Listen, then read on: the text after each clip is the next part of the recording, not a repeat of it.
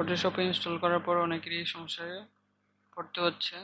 তো প্রথমে আপনার কম্পিউটারে রান অ্যাপটি ওপেন করবেন, তারপরে এই লেখাটা লিখে ওকে ক্লিক করবেন। তারপর রেজিস্ট্রি এডিটর আসবে। তো এইখানে আপনি দেখতে পাচ্ছেন কতগুলো ফাইল দেখা যাচ্ছে। এর মধ্যে আপনি এইচ কি কারেন্ট ইউজার এই অপশনটা ক্লিক করলে এখানে আরো কতগুলো ফাইল বের হবে, ঠিক আছে।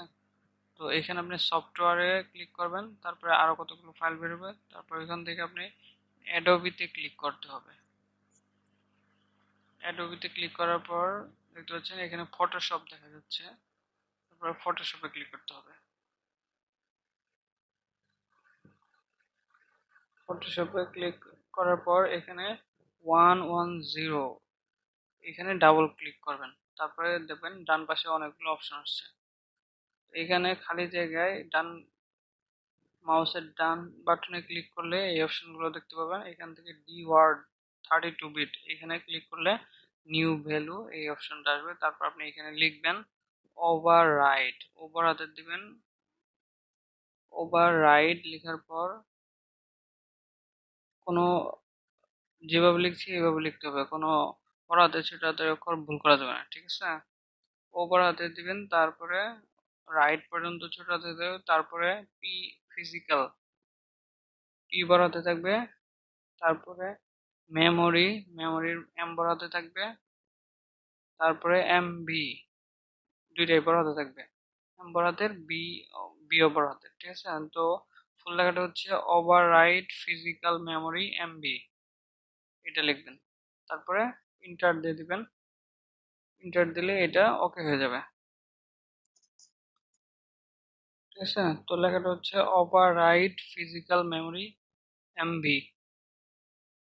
তো বড় হাতের ছোট হাতের অক্ষরগুলো ঠিক মতো দিতে হবে যাতে ভুল না হয়। তো এটা ইন্টার দেওয়ার সাথে সাথে ওটা ওকে হয়ে গেছে। এখন ডান ওটা সিলেক্ট করা অবস্থায় ডান পাশের বাটনে ক্লিক করলে, মাউসের ডান পাশের বাটনে ক্লিক করলে আপনার এই অপশনে আসবে, ঠিক আছে। তারপরে এইখানে আপনি হেক্সাডেসিমাল থেকে ডেসিমাল অপশন সিলেক্ট করে দিবেন।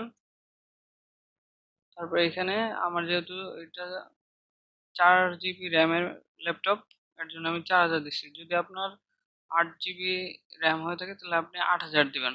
কারো যদি 16 জিবি থাকে 16,000। তো এরকম করে আমি যেহেতু 4000 দিচ্ছি আমার 4 জিবি এর জন্য।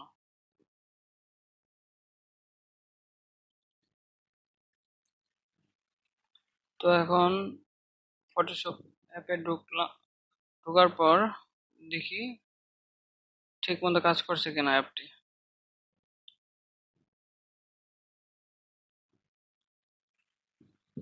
তো এই তো এখন ঠিক মতো কাজ করছে। তো ধন্যবাদ সবাইকে, সাবস্ক্রাইব লাইক কমেন্ট শেয়ার করবেন। ধন্যবাদ।